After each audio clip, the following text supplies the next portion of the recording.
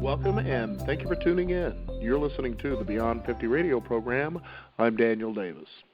I want to first of all thank all the people who have followed our show over the years and probably scratched their head as some of the unique things that we like to bring to you. I mean, after all, by the time most of us reach midlife or perhaps even earlier, we're left looking back on our lives wondering, where did the spontaneity go?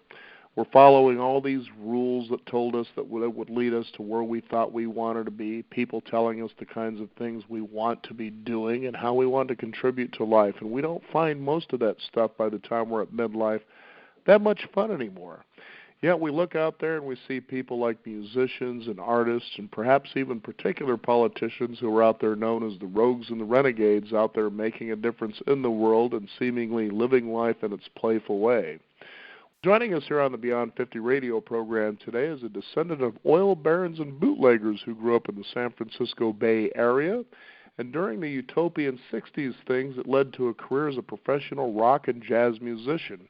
I mean, after all, late Freddie Mercury of the rock group Cream he said, I believe that most actors and actresses are just frustrated rock and rollers. So what happened? But he decided to make a positive impact by helping people transition from school to adult life, having received numerous awards, including one from the U.S. Department of Labor. But somehow, as he was playing the jazz trio, the Swingstism, the power pop band Thin Ice, our guest today sustained a wide-ranging knowledge of music and to show how to have fun with that. So if you're really interested in things such as disruptive play, which is the title of his book, you'll discover there is a unique mythological person known as the Trickster. So we're going to be exploring that today and see if that might ignite the soul and the spirit of all of us to learn that play was just as much fun as we may look back at such shows as The Little Rascals. I'd like to welcome to the Beyond 50 radio program today our guest, Dr. Shepard Siegel. Dr. Siegel, thank you for being on the program today. Oh, thanks so much for having me. It's a pleasure to be here. You know, being excited, it's a lot of fun. I'm about halfway through your book, but I really get a feel for a lot of things that I want to talk about. This is definitely a 6-hour show, that's to say the least. But we have a good hour to at least suck in and get juicy about this. And I thought one of the neatest places to, start, because there's so much chaos, confusion, and certainly debate, is with the new movie Joker. Why don't we start there and talk about this Trickster and disruptive play itself? Oh gosh, yeah. Well, if I can take the time to introduce what I mean by the Trickster, you'll see that that I did see that movie, and it's that there's everybody has some trickster in them, just as everybody has some of the mother archetype and the hero archetype and the warrior archetype. We're all just a mixture of archetypes. And who hasn't enjoyed playing a practical joke on somebody at least several times in their lives? Sure. Yeah. But I found that the movie was, I kept thinking of the title of Leonard Cohen's final album before he died, which was just last year, maybe 2 years, maybe 2017. The title of the album is called You Want It Darker. Even though that movie is selling out houses is all over the place, and many millions of people are going to see it, but people were also walking out of that film because it is so dark. And so I believe the connection of the Joker character, and there's a lot of brilliance to the movie, but I it's not like I was going to walk out, but boy, it was hard to take in a lot of parts. The connections to the Trickster archetype are tenuous. I really think it's more of a study in mental illness, and though other reviewers have made the same connection, I found out later, sitting through that movie, I found myself thinking about Taxi Driver a lot, and that it's no coincidence that Robert De Niro had the role that he did in this movie. That was kind of a tell that Taxi Driver was kind of an inspiration for this movie, as it showed a person going from somewhat harmless mental illness to extremely harmful behaviors. Dan, I loved your introduction, and this is a really interesting place to start. Could I continue and talk about what I see as the 7 attributes of a trickster? Yeah, in fact, I encourage you because this book was so full, and I mean, me coming back, born in the 1960s, I mean, I had quite a range of things that I thought, well, where do I start? So I thought, why not start with what everybody's talking about today, but really kind of regress and go back to the beginning of all this so they get a clearer understanding. Yeah. What is this trickster guy? What is this disruptive play all about? Because certainly I agree with you that in the movie Joker, it was off of what Trickster actually is. So it was, yeah. Mm-hmm. But it was a very interesting place to start, and I will say on the somewhat humorous side, I went to that movie and I was just coming from a book signing, and so when I present to people in a bookstore, I dress up a little bit, I do a little bit of performance. The book is just helping me with my true mission, which is to bring vaudeville back. And so I dress up in these bright red and chartreuse shirt and pants, and not intending at all to look like the Joker, but I walked into the movie theater looking like that. I just hope I didn't scare anybody. But anyway, very quickly,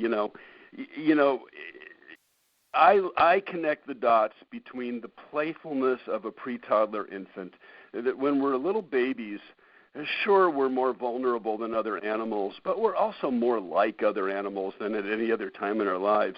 And like other animals, we're playful in a very non-competitive way.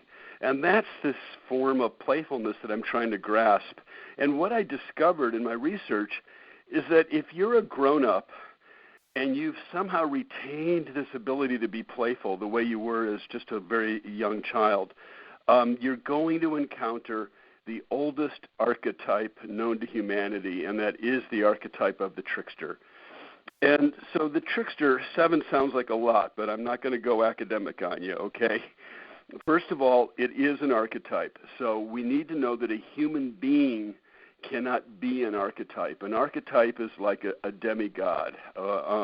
So just like Star Wars is about the hero archetype, and if a human being has a lot of that in them, we go, oh, the force is strong in her. The force is strong in him. Same thing with trickster. So capital T trickster, a human being can't really be that, but they can be lowercase t trickster, in a generic way. And all of us are a mixture of it. It's just that for some, the force is strong. Let me give you examples. My favorite examples, Lucille Ball, Groucho Marx, Robin Williams, and this is Beyond 50 Radio, so I hope a lot of your listeners remember Jonathan Winters. Oh, I'm sure they do. They better. Yeah, because Jonathan Winters could get on stage, and he went into his little boy thing. I mean, that was startlingly real. He really was able to relive the kind of silly and fun playfulness as a little child. So that's number one. Number two, they love to break rules. And this gets tricky because this is where you get people who are rule breakers, and in politics we're seeing a lot of that right now. But just because you have that one attribute doesn't necessarily make you a full-fledged trickster. It doesn't guarantee the force is strong. But they do like to break rules.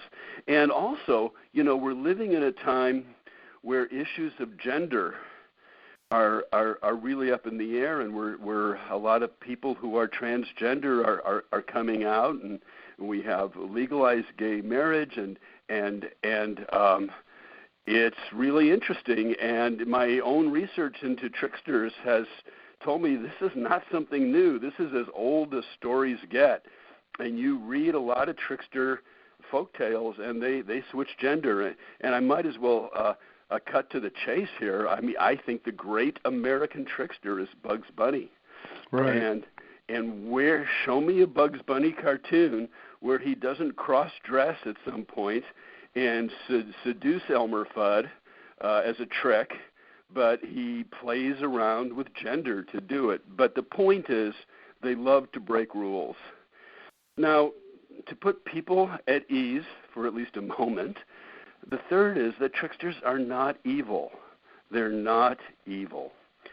But they're not good either. And I wanted to point something out on that. I like that you brought that up, especially in the book. Now, I had the wonderful opportunity some years back to meet and interview Brian Froud. And for people who may not know who he is, and unfortunately, if you don't, it's sad, because he's known as the world foremost authority on fairies. On what? On fairies. Now, to give you an idea, he was the guy behind all the concept creature designs for the movie Labyrinth, starring David Bowie. It also includes the Dark Crystal and many of the creatures for the original Star Wars trilogy as well.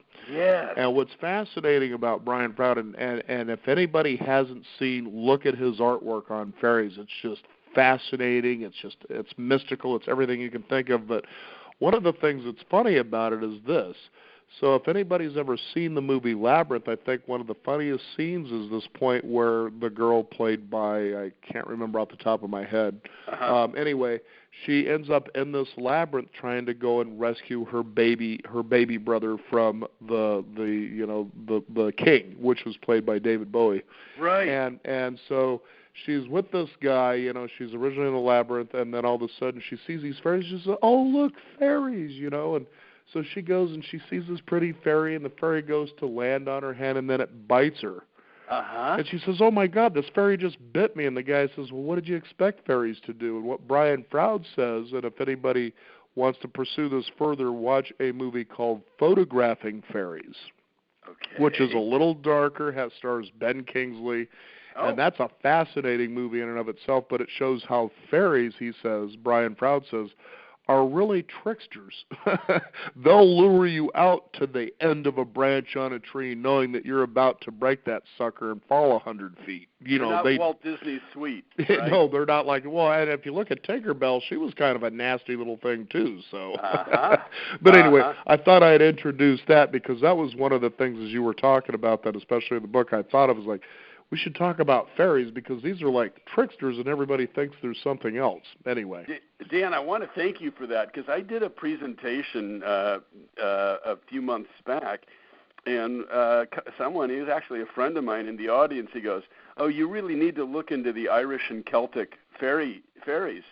And I did not see the connection until just this moment when you talked about this. So I'll definitely look into that because I'm continuing to write and continuing to research. Will you spell his last name, Brian? Yeah, Fraud, I think is how it's spelled. Okay. Brian Froud. It wouldn't be hard to find, believe me. Right.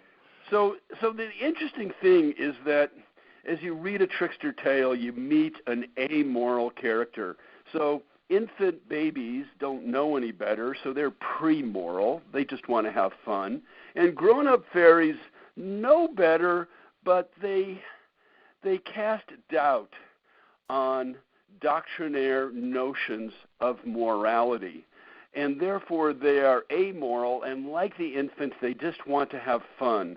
But as you read trickster cycles, and the stories tend to trace cycles, what will happen is there will be episodes where the trickster character meets a challenge, meets an obstacle, and has to overcome that obstacle, and in overcoming that obstacle, they discover, or rediscover, if you prefer, morality.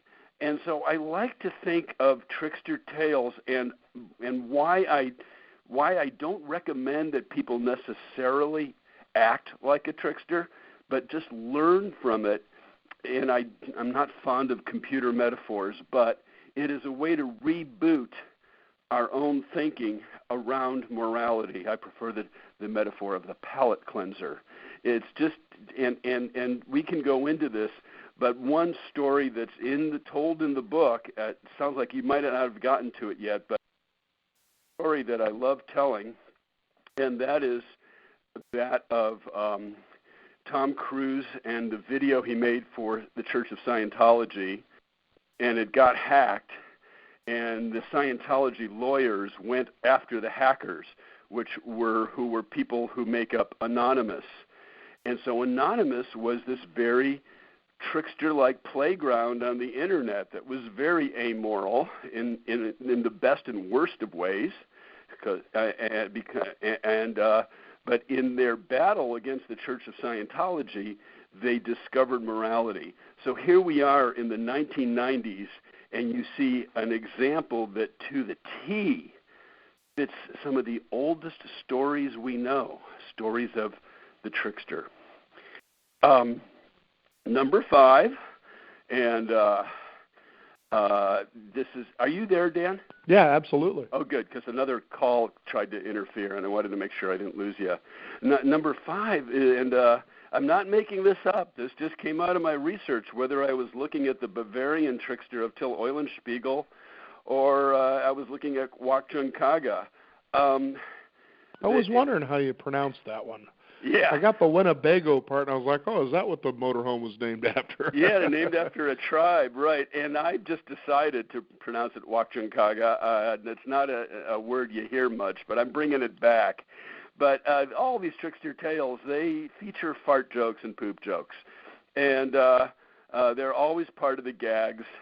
And I don't know what to say except that, when, at first it just didn't make sense to me. I just said, okay, how come every time I delve into these mythologies, I come up with poop, and then if you look at Dada, and one of the keystone events of the Dada art movement was when Marcel Duchamp entered a urinal, a men's urinal, turned sideways and entered it into an art exhibition, which today nobody would even blink, but in 1917 it was highly controversial. When I was reading that part, it reminded me too of the early 70s and the TV show Room 222. Do you remember that one? Yeah, I wasn't a regular watcher of it, but I saw it. Yeah. Okay, and the reason I wanted to bring that up is because when you brought up the urinal, which was the protest to the war through art, and this is where we really want to kind of dive into. People go, okay, so what are these two talking about here? It's the idea that the trickster usually breaks free of what seems to be confined society and its rules to say, hey, why don't you wake up and quit taking yourself so seriously? It is. But yet the trickster, when you look at mythology, especially as you say an archetype, if they get too serious thinking they can just keep pushing boundaries, they end up becoming the victim of their own circumstances. So we certainly get that. But in Room 222, what had happened, apparently, there was a German student. It was about high school students and diversity, basically, is what the program was about. Mm-hmm. But he ended up doing an art piece where he actually had a bathroom sink, and then he had the American flag going down the drain. And if you remember, this is the early 70s, so we were still in Vietnam, and that was basically, he's saying, those German students saying, I came here to America because of the freedoms that we should be able to have through the Constitution, yet this is how America's taking our freedom. They're sending our kids, over to this war over nonsense. Correct. And basically America's going down the drain. Yeah, and so, no, what had happened, let me reverse that. It wasn't a German student. It was actually an older gentleman, probably from the World War I generation, that actually destroyed this piece of sculpture, saying, hey, how dare you make fun of America when, in fact, the guy was actually, if he had paid attention or not been so conservative, might have seen what exactly it was he was doing in this art piece. And so it just reminded me of that piece of the show. So sure, I'm glad it did. And as Duchamp created this controversy, it was in the middle of World War I, and he goes, you're calling me absurd for entering a men's urinal into an art exhibition when you're killing thousands of men on the Western Front, and you can't even tell me why, and you think I'm absurd? You think this is, but so be it. And yet once again, a 20th century example of somebody tying into the oldest stories. And so I thought about it, and then I kind of had the light bulb went on, and I went, well, now wait a second. When you're 3 years old, 4 years old, you're still kind of in touch with this playfulness you had as a newborn, even as an infant, this animal quality that we all have. I mean, and you're learning the very first jokes that you're ever going to tell. You're 3 or 4 years old. What's funnier, right? And I don't need to keep repeating the words, but what's funnier? than poop. And you don't, the joke doesn't even need a punchline. If you have figured out a way to work pooping or farting into your joke, you're guaranteed glee and laughter. But moving right along, this one was even harder for me to unpack. But and I ended up writing an essay on it that is you can read in my on my website because it's ideas that came to me after the book was written, but it bodes well for my future. And that is that tricksters can time travel. They time travel, which also didn't make sense to me, but I kept running into it, whether it was in a Bugs Bunny cartoon or Shakespeare's King Lear. And I'll merely say that King Lear the fool in King Lear meets many of the attributes of the trickster, is really a very fully fleshed out trickster-like character, and it can speak truth to power. It is the power being King Lear, but has no power himself. And what Shakespeare does is the fool, like 2/3 of the way through the play, maybe 3/4 at the most, just disappears. He just disappears from the play. And his final line, and I'm paraphrasing here, but he goes, "When you see me again, it will be in the time of Merlin." So King Lear lived in 500 BC. 800 BC. 800 BC. Merlin, King Arthur, and the Knights of the Round Table, and Merlin lived in 500 AD, 1,300 years later. Time travel comes up in trickster tales over and over again. And I did a lot of thinking about it, so I want to hope folks will hit my website and take a look at that little essay, because it really threw me for a while, but I think I came up with some good explanations.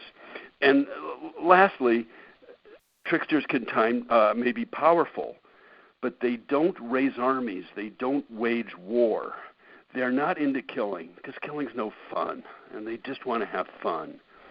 So they usually just are, like any god or demigod. They just are powerful. That's just who they are and what they are. But sometimes they gain power through trickery. And let me go to another ancient story that you'd find in the Hebrew Bible, where Jacob, of all people, demonstrates some real trickster qualities, along with his mother, who puts him up to it. And through trickery, he steals the birthright from Isaac. His father is Isaac. Isaac is blind. Esau is the eldest son, entitled to the birthright. You're going to love this one. I'm sorry to interrupt you. We just recently did a segment on the murder of Moses. Oh, interesting. And the story behind that. So I get what you're talking about. Go ahead and continue. It was actually pretty fascinating to do that segment and read that book and go, well, hell, this makes a lot of sense. I've never even heard that. I'd like to check that out. But go ahead and continue. Just to wrap it, So Jacob goes to his father, who's blind, and his brother is very hairy, so he puts on an animal skin and impersonates his brother and gets the blessings from his blind father, who he gets away with it by tricking his father, and he gets the birthright and becomes very powerful. So that's a very capital T trickster kind of thing to be doing. So those are the 7 attributes. It's an archetype. They like breaking rules. They're amoral. They play. Oh, I missed one. Number 4 is they play tricks, but tricks get played on them too, and this is key. The trickster personality has to be willing to accept the risk that their trick may backfire or someone else may play the trick on them. And this is really, really important because it levels the playing field. And in fact, my current research is in slapstick. I'm doing a lot of research on slapstick right now. And one of the cardinal rules in slapstick is loss of dignity.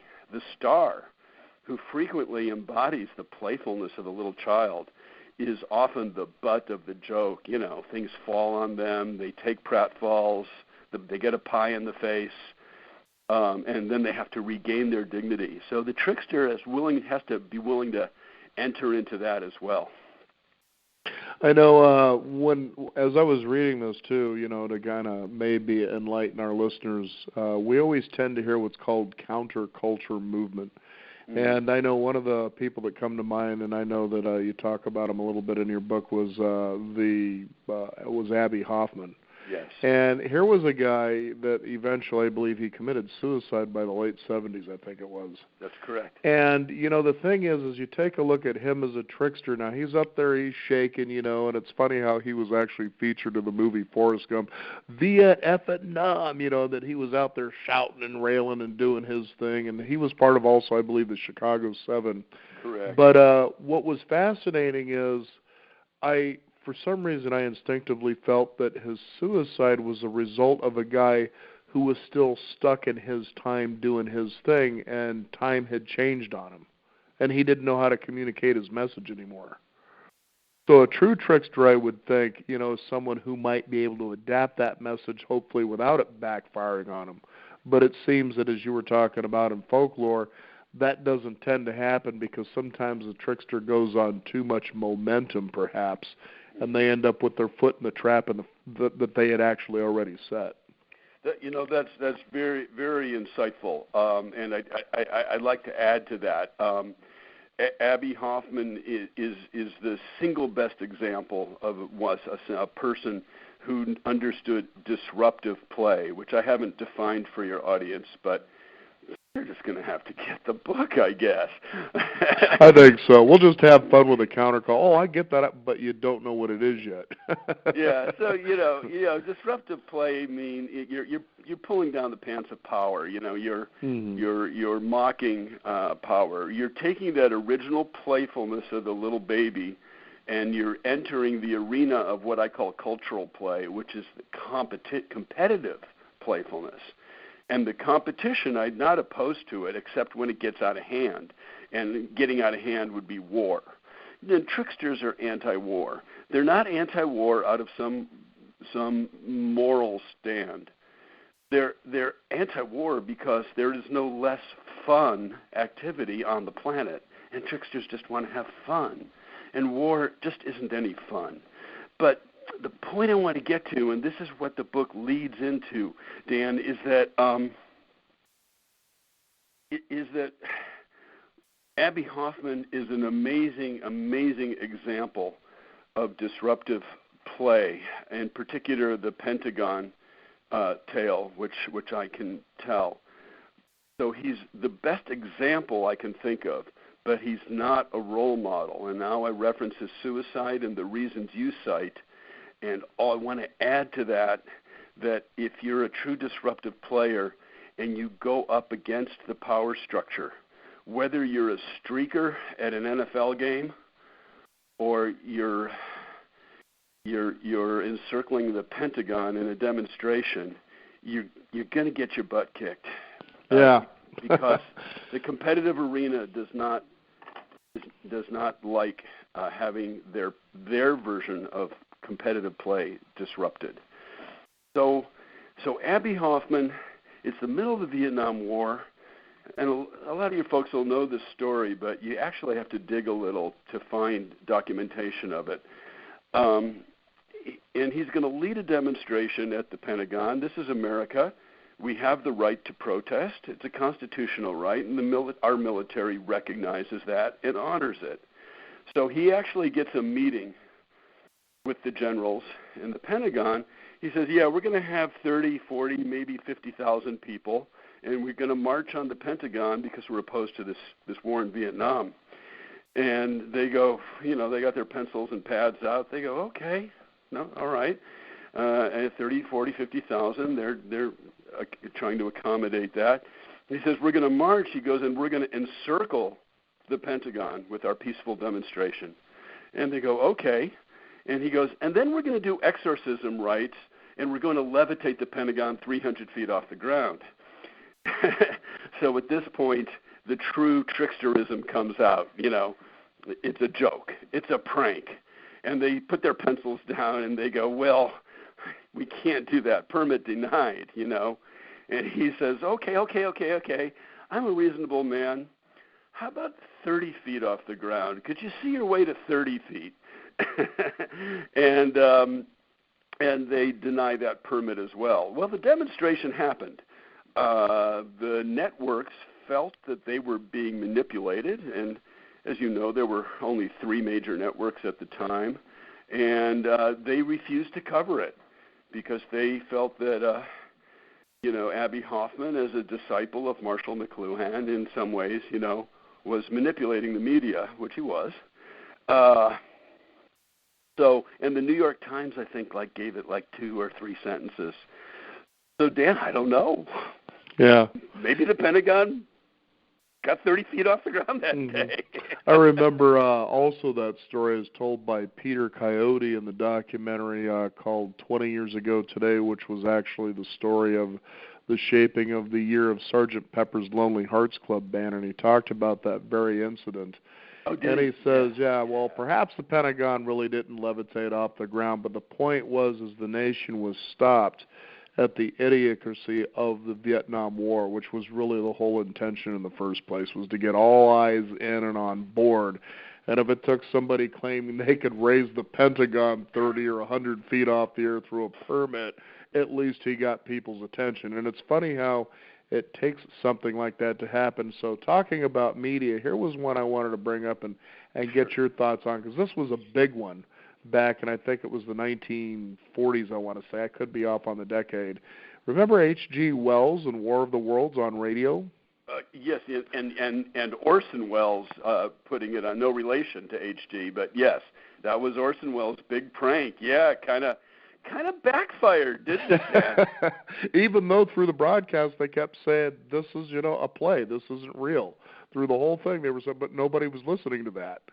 So it becomes really amazing how we can become affixed and influenced by a trickster. This guy's got to be a pretty sharp individual to get us to believe what's happening. And so you briefly cite a couple of guys that I'd like to bring up in this too, where the same thing happens. But it was funny when I came across the documentary called The Yes Men Conquer the World. Fix the World. Which one? The Yes Men Fix the World. Oh, is that what it's called? Okay, I keep thinking Conquer the World. But I'm so glad you brought them up. Because I've seen that one a couple of times, are you kidding? This is great. I love it. So there's a half of a chapter on them, and there's a chapter on Abbie Hoffman, and I am in love with the Yes Men, and I'm so glad you brought them up. They are direct disciples of what Hoffman was about. And if they have 3 movies, and the one you cite is the best one. It's the middle of the 3. But it's fascinating because if you get to the 3rd movie, a lot of it is about how they're burning out. Even though they somehow never get arrested for their pranks, it still takes a toll on them. Sure it does. It would have to. Yeah, and so whether it's the Yes Men, who are from Montreal, Canada, by the way, a little shout out to our neighbors to the north, whether it's the Yes Men or Abbie Hoffman, the point that I want to make in the final chapters of the book is we can't look for trickster heroes, if you will. We can't look for I'm more about the energy of the trickster and it being part of a collective movement, because you're just going to get your butt kicked if you try to do it as an individual. And even the Yes Men, who have a whole cadre, and Abbie Hoffman was part of a whole yippie movement. There were people who identified. But if you become isolated or overly ingrained for the reasons I cite and the reasons you cite about you get attached to your time and you kind of fall out of step with the changing times. But more importantly, you might end up committing suicide. Or just in the case of Andy Kaufman, the last days of his life, he died of cancer. So you could interpret that anyway. But whether or not he'd even died, his life got very miserable at the end, because the disruptive play means using that trickster energy to call the game. Say, hey, I'm calling out the whole game itself. I'm calling out this whole idea of winning and losing. And we need.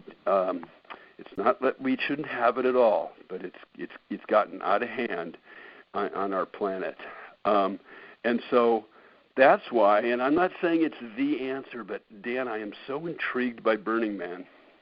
Yeah, in fact, I was about to bring that up, but there was something else I wanted to bring up before we get to that, too, Sure. because you talk about calling out the game.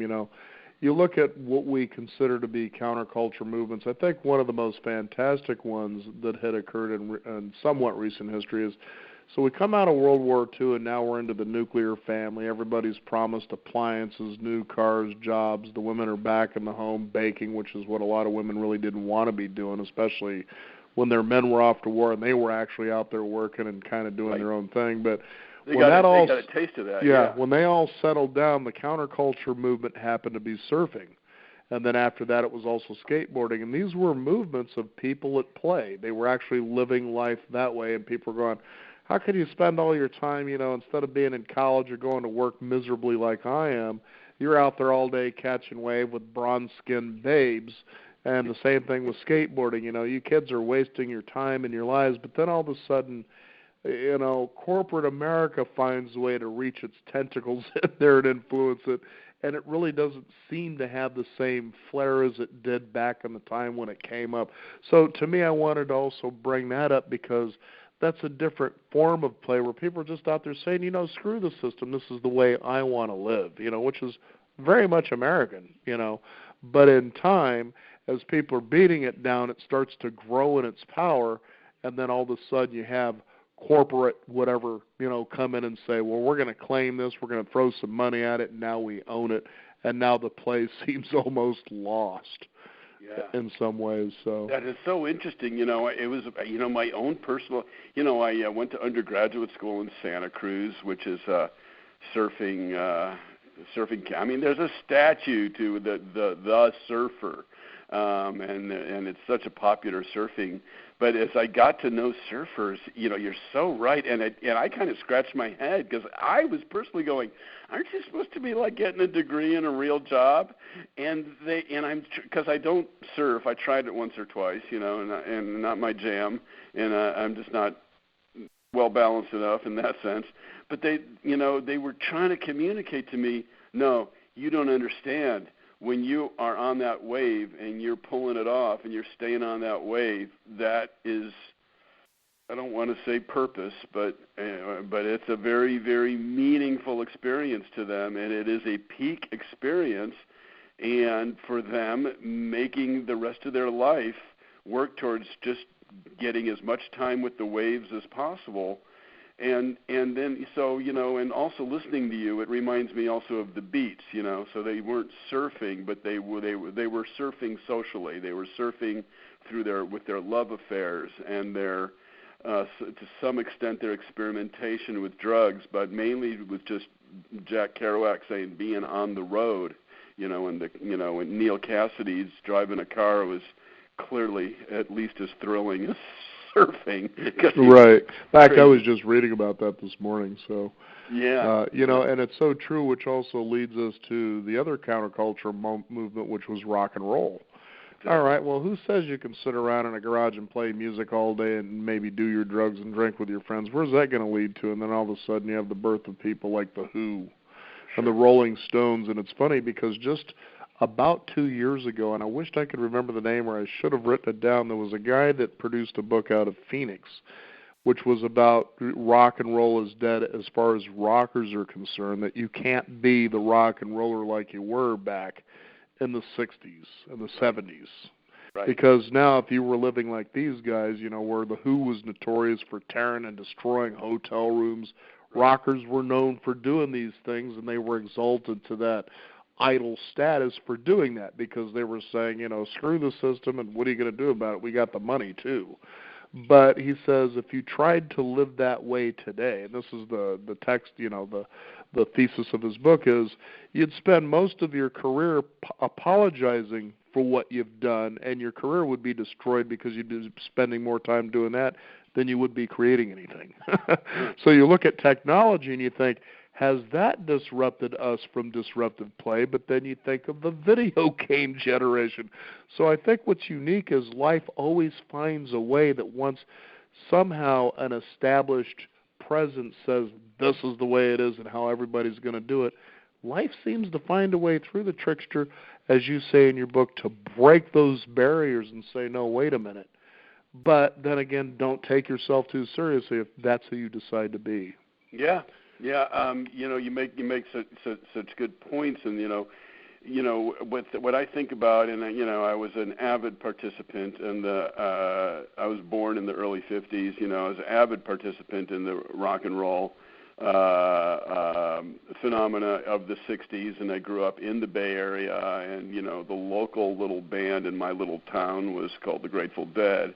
And in fact, I used the example of the Grateful Dead in the introduction to the chapter on Burning Man, because I think there's a connection there of the kids, not just the musicians, but the kids who went to the Dead concerts, and they just didn't want it to end.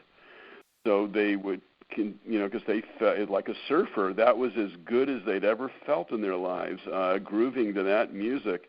So they become vagabonds, and they follow them from town to town. And the Dead are going, hey, hang on, we can't provide porta potties, we can't provide campgrounds. We're just musicians.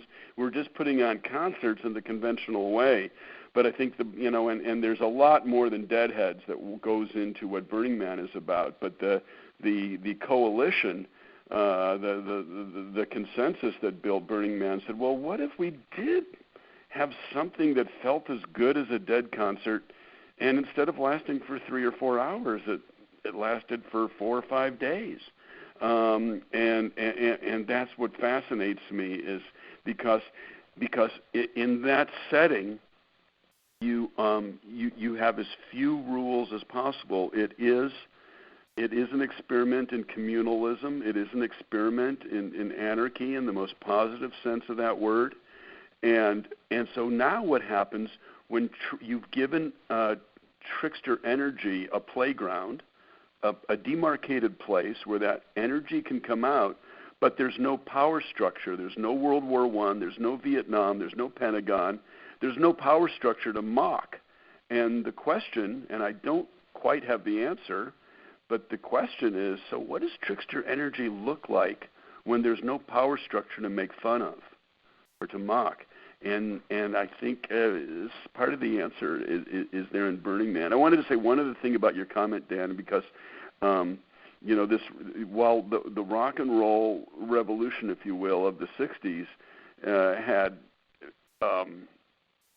an essence of liberation and an illumination of a liberating energy that I was very, very much a part of, and a very true believer.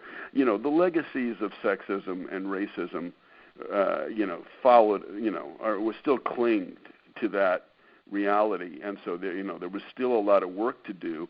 And when we look at, you and I can be wax rhapsodic about the vagabond life, whether it's surfers or beats or Deadheads, and I don't know quite how to wrestle with this, but the homelessness problem that we have in our nation right now, which is so serious, and I lay mainly at the feet of the kind of income inequality that's been engineered in our society to great harm. But in fairness, you also have to say it's some of that vagabond ethos of the people who possibly even choose not to have a permanent home. So I'm just throwing it out there. It's just what went through my mind. Well, what you're saying makes sense, and I did move from Portland, Oregon back in 2017, where homelessness was just, it got to a point I just scratched my head saying, I've really had it. And it's also a state that really became so liberal that they're welcoming, calling themselves the friendly state. In other words, just put up a big sign. If you want to sit around and just beg for stuff, then here's the place you can get away with it. And it really got to a point where even the mayor at the time, I think his name was Charlie Hales, was saying that it was okay if you wanted to pitch a tent on a public sidewalk and camp out because it's a public sidewalk. And I thought, well, what about this person who's got this house where this tent might be parked in front of that's, leaving trash all over the front yard, right. Who pays the taxes for this space? Right. So I hear where you're coming from. And, in fact, we had done a segment years ago on a book called Horfano, which was a book that was written by a lady who lives in Arizona who's a copyright lawyer. But was talking about how in the 1960s she was living what she considered to be the American dream, much as how people viewed hippies the way actual hippies really were, Right. which were people that were out there finding a place like a plot of land, building a community. Everybody was responsible for contributing things. And what was amazing is just before the interview, for some reason that summer, I began watching a lot of old Westerns like John Wayne movies and so forth. And so when I brought that in, she was like, you're the only person I've been interviewed by that really understood the book. Yeah. And it was funny because that's exactly what it was about. It was about, when you think about the European migration, and hopefully this isn't getting off topic here. I don't think it is, but, as we want to get away from an established way that people are telling us to live, America promises us this way to live. We're going to pursue this, much like the pursuit of religion and so forth, and we're going to do this. But unfortunately, like you said, there were those people that showed up that didn't want to do a damn thing but do their drugs and not be responsible for anything, and they kept trying to drive these people out. Get out of here. This is not what we're about. So, yeah. It's kind of like, where is that boundary anymore? Sort of a thing. So and because because the drug scene got infiltrated by tainted drugs and really nasty drugs like heroin and cocaine.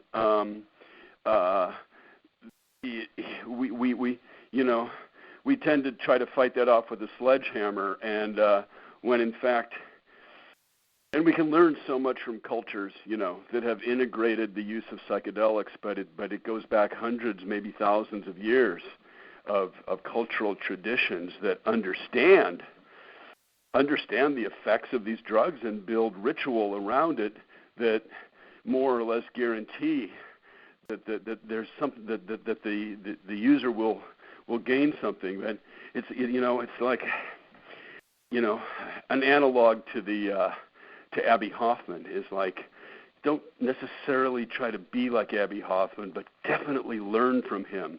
And the analog would be William Burroughs, and William Burroughs, as a great beat writer, decided to try to take every drug he possibly could get his hands on, but he was a writer. He could communicate. He could tell us about it. So is he a role model? No. Is he an example that we have so much to learn from? Yes. And let me also say, Dan, because I had this very thought this week that makes a connection, and I don't know, because I think about our homeless situation, and I think that nobody's got a good solution. And I guess if we saw, short of really, some kind of an economic revolution of sorts, but that it's going to be a lot of different ideas that somehow start to come together that's going to hopefully, minimize this kind of poverty. Can you hear me? Yeah, in fact, I was just thinking as you said that it's going to take many ideas to come at this situation, just as it took many writers creators to create Bugs Bunny. Right. It had to be thank you. Oh, beautiful. Because if Bugs Bunny was created by one person, he wouldn't be as complex as that character actually was. You're absolutely right. But I had this idea came to me just this week, and it, there may yet be useful things us people over 50 can still do in the world. And it was this idea of these communes. And, what if we did find land, and I don't know if it would be the government or a private enterprise or just a nonprofit movement, but we studied what we did in the 60s with these various communes, and we refined those ideas, and we took the best of them, and we established a network of communes around the country, and we would go to homeless folks and invite them, okay, here's a place where you can live, and you can live on the land, and you can live minimally, as it seems you've chosen to do, and you'll have enough to eat, and you'll have medical care, and you'll have work that you can do to maybe there's a fact, maybe we should learn from the kibbutz movement as well. You can put factories on these farms. You can put agriculture on these farms. They could be part of a park system. And I went, you make the invitation. Not everybody is going to say yes, but maybe enough people are going to say yes that we can start to feel like we're starting to solve this thing. Because, Seattle, I live in Seattle. We're the 19th biggest city in the country. We have the third largest homeless population in the country. As I was hearing you say that, too, and since you're in the Northwest, the idea that you were rolling out about the homeless and, possibly communes and plots of land, wasn't that very much the same thing that was happening with the Bhagwan Sri Rajneesh and the Rajneeshis in the early part of the 80s in Oregon? You remember Antelope? Yeah, I don't know enough to comment on it, but yeah. What they actually did is there was a huge amount of land out in Antelope, Oregon, and there's actually a great documentary, I think it's on Netflix, about that, where I had an attitude about Sheila, but now I came to understand why she became the way she did, and it was really frustrating because of the way the Bhagwan turned into this movie star. Right. And basically she felt that he had betrayed her for all the work that she was really putting into what the idea was. They were taking this land that was useless according to, the local residents there, but they turned it into land that could grow things. I mean, it was an amazing experiment, just kind of like what you're talking about here.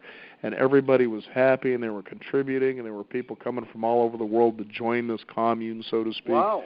But then it turned on them. You had residents becoming sort of unsettled because, they just didn't understand who these people were.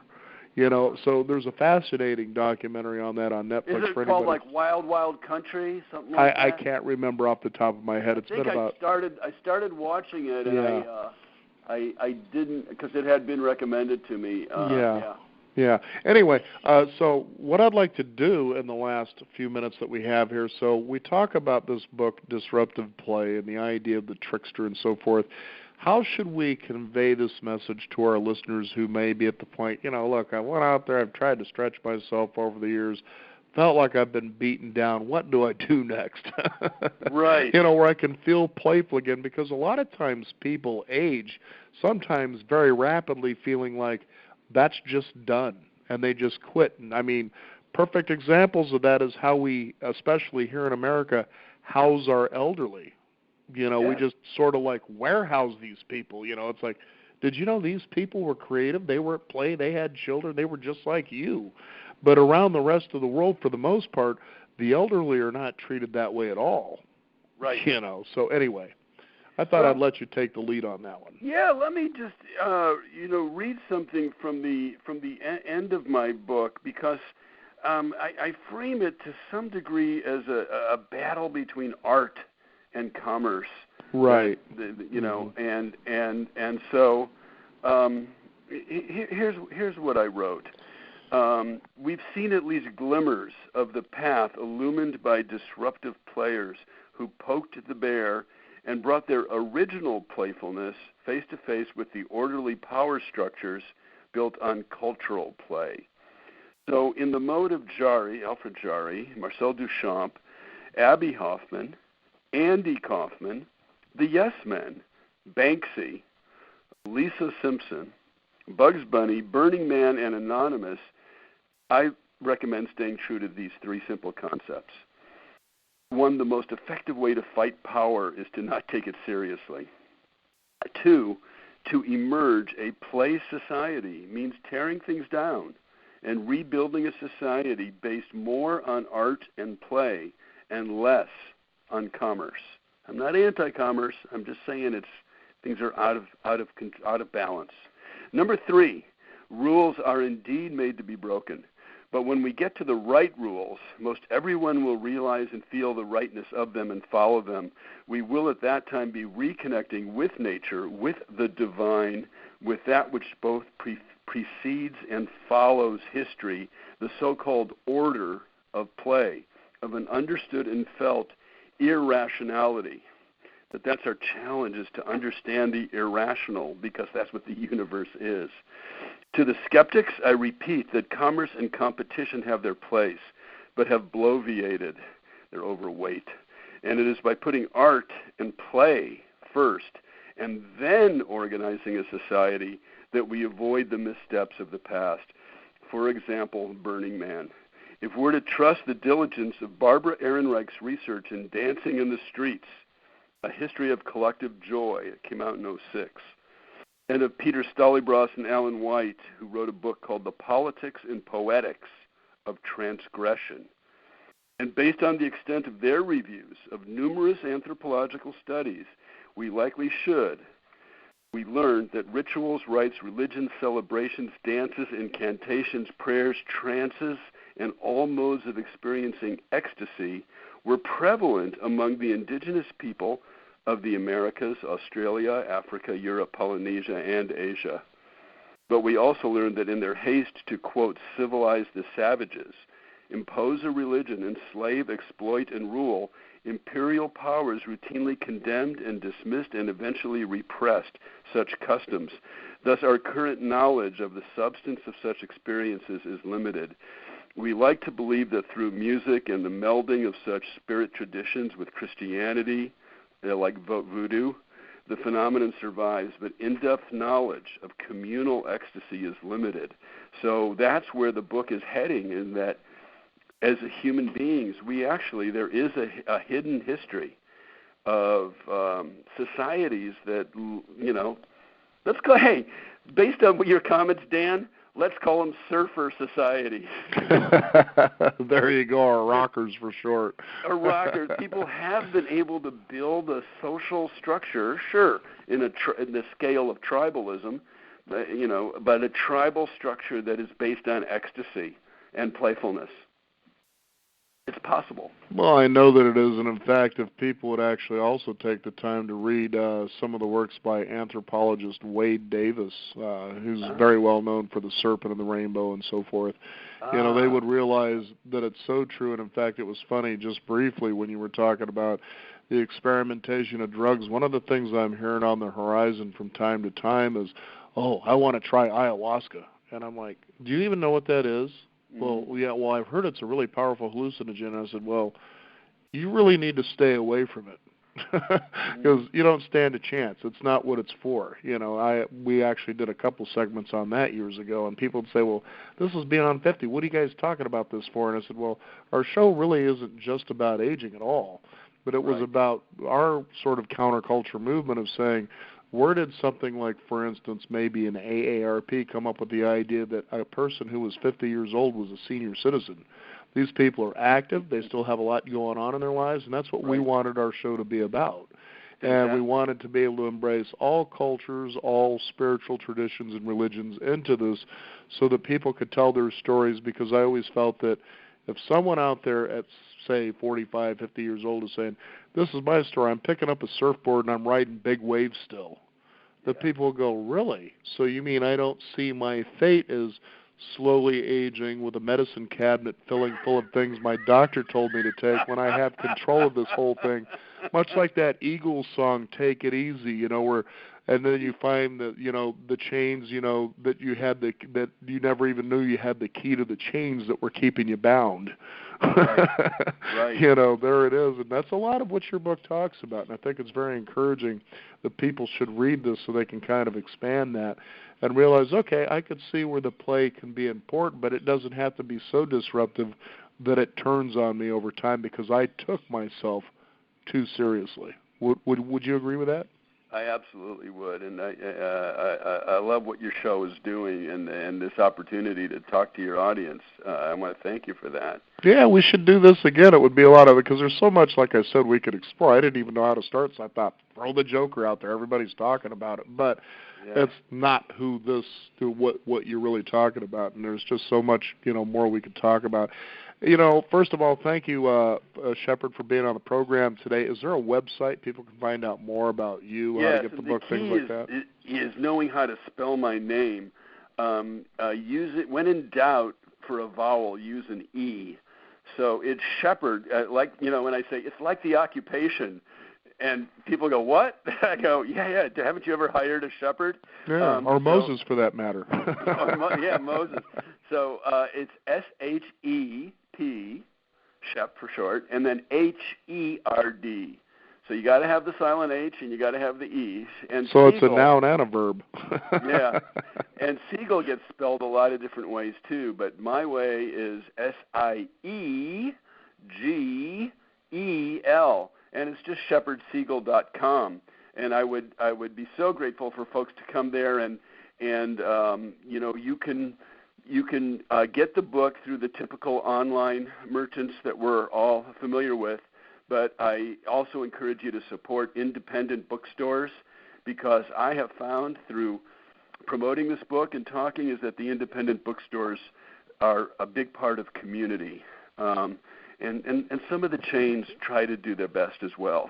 So there's a button you can click and you enter your zip code, and it'll tell you the nearest independent bookstore that has disruptive play on their shelves. Much like the original video stores, remember those? Man, I didn't know this video was out there. Well, of course, it's not part of Blockbuster. Why would you know about it? Yeah, and they were communal for a certain group of people who got their surfing kicks watching movies. Yeah, there you go. Well, again, I want to thank you, Shepard, for joining us here on the program. And I did actually just punch in disruptive play into a search, and I noticed that if you go about 5 spots down, there's your name and your website, so people can find it just as easily if they didn't write that down. So thank you for that. They'll be able to do that. So let's keep playing. And again, Shepard, thank you so much for being on the program today.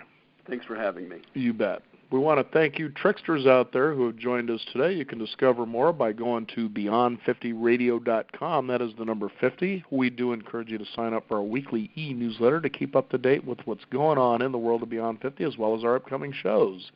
I'm Daniel Davis. Thank you for joining us. This is the Beyond 50 radio program. And remember, live your day past halfway.